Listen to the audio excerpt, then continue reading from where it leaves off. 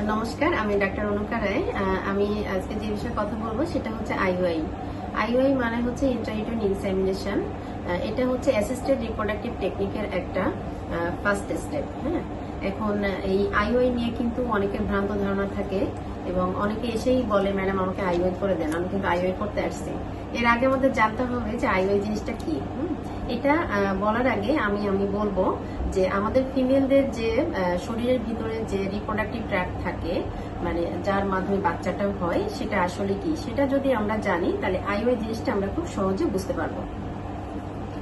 আমাদের ফিমেলদের শরীরে থাকে ভ্যাজাইনা, ইউট্রাস, ফ্যালোপিয়ান টিউব এবং পিছনে থাকে ওভারি।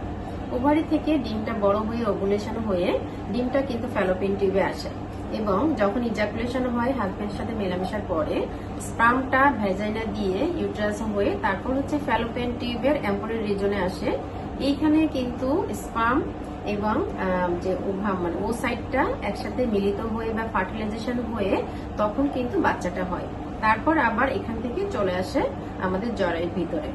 এখন অনেকের দেখা যায় যে সার্ভিসে প্রবলেম থাকে, হোয়াইটিস ডিসচার্জ থাকে, আবার হাজবেন্ডের স্পার্মের মোটিলিটি কম থাকে, গুণগত মান কম থাকে, তখন কিন্তু সাধারণত আমরা আইওআইটা করে থাকি। এখন আইওআই বলবো আমি অ্যাসিস্টেড রিপ্রোডাক্টিভ টেকনিকের প্রথম এবং সহজতর একটা ধাপ, যেখানে পুরুষের স্পার্মটা প্রক্রিয়াজাত করে আমরা সরাসরি একটা চিকন ক্যাথেটারের মাধ্যমে ফিমেল পার্টনারের জরায়ুতে প্রবেশ করে দেয় যখন ওভুলেশনের টাইম হয়। এক্ষেত্রে কি হয় যে স্পার্মের যে গতিপথ এটা কমে যায় এবং ফার্টিলিটির হার বেড়ে যায়। এখন কখন আমরা এই আইওআইটা করে থাকি? আইওআইটা মেইনলি আমরা করে থাকি যখন হচ্ছে মাইল্ড মেল ইনফার্টিলিটি, অর্থাৎ স্পার্মের কাউন্ট কম, মরফোলজি অ্যাবনর্মাল, মোটিলিটি কম, তখন আমরা করে থাকি। আরেকটা ব্যাপার বলবো যে আনএক্সপ্লেইন কজ, মানে মেল ফিমেল পার্টনারের কোনো ধরনের কোনো কারণ নাই ইনফার্টিলিটি, সেক্ষেত্রে আমরা সাধারণত বলি যে আইওআই করেন।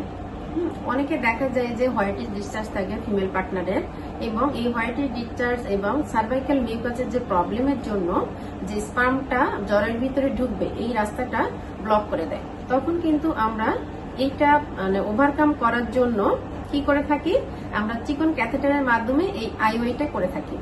তখন ফার্টিলিটিটা সহজ হয়ে যায়। আরেকটা ব্যাপার যে পিসিওএস আমরা যেটা বলি, আমাদের ইনফার্টিলিটির মেইন যে কজটা পিসিওএস, যেখানে 70% কজটা কাভার করে থাকে। এখানে অনেক ডিম থাকে বাট কোনো ডিমই বড় হয় না, কিন্তু আমরা যদি ইন্ডাকশন দিয়ে ওষুধ দিয়ে এটা বড় করতে পারি তখন কিন্তু একটু এক্ষেত্রে আমরা আইওআইটা প্রেফার করে থাকি যে আইওআই করতে পারেন এখানে। আরেকটা ক্ষেত্রে করি ইরেকটাইল ডিসফাংশনের ক্ষেত্রে। ইরেকটাইল ডিসফাংশনটা সাধারণত এখানে স্পার্মটা ঠিক মতো মানে জরায়ুটা পাস করে টিউবে যায় না, এক্ষেত্রে আমরা আইওআই করি। তাহলে আমরা জানলাম আইওআই জিনিসটা কি এবং কাদের ক্ষেত্রে আমরা আইওআই করে থাকি। ধন্যবাদ সবাইকে, ভালো থাকবেন।